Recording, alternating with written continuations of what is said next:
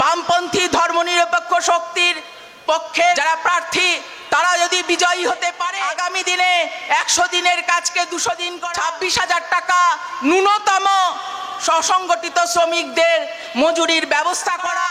মহিলাদের নিরাপত্তার ব্যবস্থা করা, সেই লড়াইকে এগিয়ে নিয়ে যাওয়ার জন্য লাল ঝান্ডাকেই আগামী দিনে বিজয়ী করতে হবে। লাল ঝান্ডাকেই আমাদের জয়ী করতে হবে এবং এই লাল ঝান্ডারকে বিজয়ী করবার লড়াইটা কেবলমাত্র এখানকার এই সোনারপুর পার্লামেন্টে, সোনারপুর লোকসভা কেন্দ্রে যে পার্লামেন্টের প্রার্থী শুধু তার সঙ্গে তার যে বিরোধী তার লড়াই নয়, এ লড়াইটা হচ্ছে মানুষের বেঁচে থাকার লড়াই। এ লড়াইয়ে জিততে পারলে আসলে কোনো প্রার্থী জিতবে না, এ লড়াই জিততে পারলে আসলে কোনো সাধারণ মানুষ তাদের লড়াইকে এগিয়ে নিয়ে যাওয়া যাবে। এবং আপনারা জানেন যে যখন ইউপিএ 1 সরকারের সময়তে যখন 100 দিনের কাজ 61 জন বামপন্থী লোকসভার সদস্য তারা যখন সরকারের নির্ণায়ক শক্তি হিসাবে মন্ত্রিত্বকে প্রত্যাখ্যান করে যখন মানুষের স্বার্থে 100 দিনের কাজ তারা সৃষ্টি করেছিল, আজকে দাঁড়িয়ে আজকে যদি লাল ঝান্ডার প্রার্থীরা আজকে জয়ী হতে পারে তাহলে আমরা তাদের কাছে এই দাবি করছি যে লাল ঝান্ডার প্রার্থীরা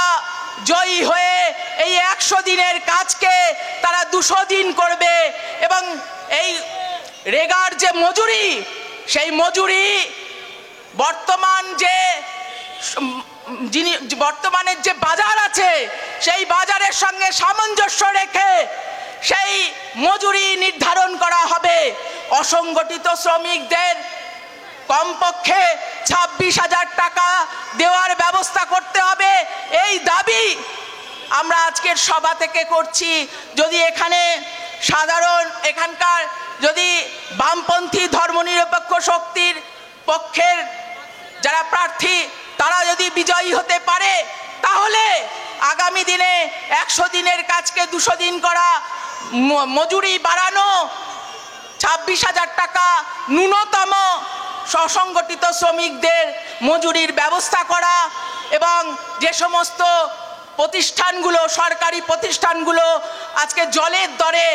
বিক্রি হয়ে যাচ্ছে সেগুলোকে রদ করা, সেগুলোকে আটকানো,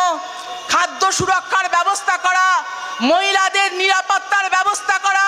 সামাজিক ন্যায় প্রতিষ্ঠা করা, ধর্মীয় গণতন্ত্রের ওপর যে চরম আক্রমণ আসছে, অর্থনৈতিক সার্বভৌমত্বের ওপর যে চরম আক্রমণ আসছে তাকে ঠেকানো এবং সর্বোপরি মানুষের যে রুটি রুজির লড়াই সেই লড়াইকে এগিয়ে নিয়ে যাওয়ার জন্য লাল ঝান্ডাকেই আগামী দিনে বিজয়ী করতে হবে এবং সেই বিজয়ের মধ্যে দিয়ে আসলে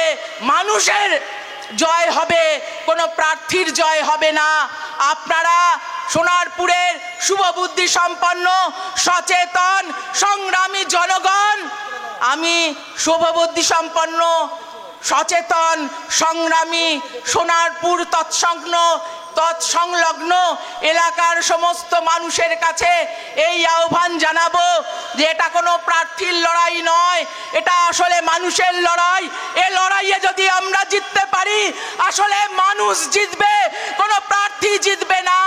এবং সেই লড়াইয়ে আপনারা আপনাদের সাধ্যমতো সকলে ঐক্যবদ্ধ হবেন, এই লড়াইকে আগামী দিনে আপনারা জেতাবেন, এই আশা, এই বিশ্বাস, এই ভরসা আপনাদের ওপর রেখে সংগঠনের পক্ষ থেকে আপনাদের অনেক অভিনন্দন জানাচ্ছি।